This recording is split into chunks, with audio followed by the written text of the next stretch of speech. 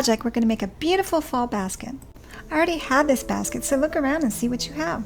It already had a cardboard base and I covered it with brown paper. I'm hot gluing 2 blocks of floral foam I got from Dollar Tree on each corner. This will make it so easy to insert the flowers.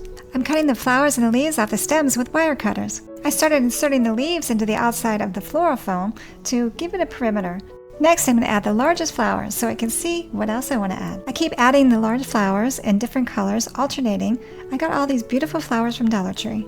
I decided to add this orange flower with a little pink on the edge just to add a pop of color. I'd like to have something a little unexpected in my basket. Keep adding flowers to fill in the gaps. Be creative and just have fun. Anything you decide to add will look beautiful as long as you fill in the gaps. Now I'm going to show you one of my hacks that I use to fill in the gap in the middle and elevate your centerpiece. Cut a piece of cardboard the size to fit the space in the middle. Keep cutting pieces because we are building the platform for the centerpiece. I used a utility knife, or you can use scissors or a craft knife. Start gluing the pieces together with hot glue because you can build your customized riser for your centerpiece. Keep gluing them together and layering them until you get the size that you want. It's amazing what you can make with things you already have around your house. This piece of cardboard I got from the bottom of a grocery bag. They used it to secure the bottom of the bag. You can also cut flaps off of a shipping box. That will work perfectly. Now that you have the riser the size and the height that you want, put it in the basket. See how nicely that fits in? And it was so easy to make. Now I'm putting the finishing touches on the basket so it looks beautiful from every angle.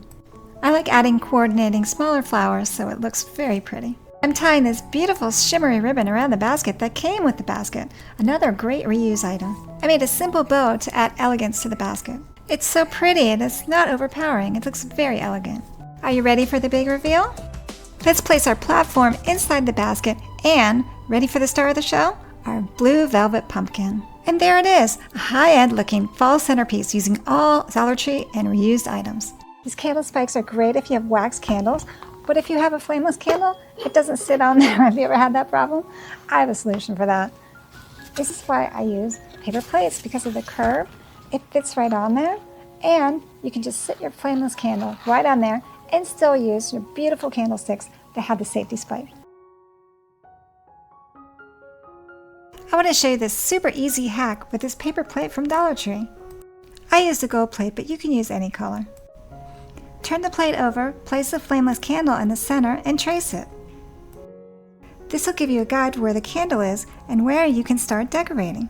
I got this beautiful metallic purple paint, and I'm going to start painting around the circle. Just because it's a paper plate doesn't mean I want it to look like one. Paint the rim of the paper plate and paint around the traced circle. That way you know where the candle goes. I'm going to give it 2 coats of paint so it'll look rich and elegant. Even if a little bit of the plate shows through, all you'll see is the gorgeous purple paint.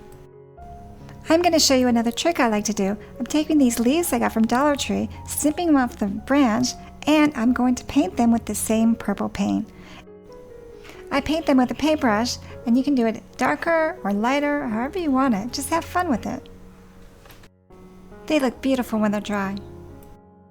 And I also am going to add a little bit of gold to it.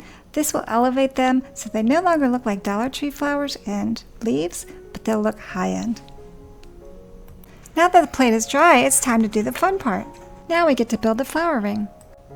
I'm using these beautiful and vibrant flowers I got from Dollar Tree, and you can pull them right off the stem. I like the way these flowers look with the purple paint.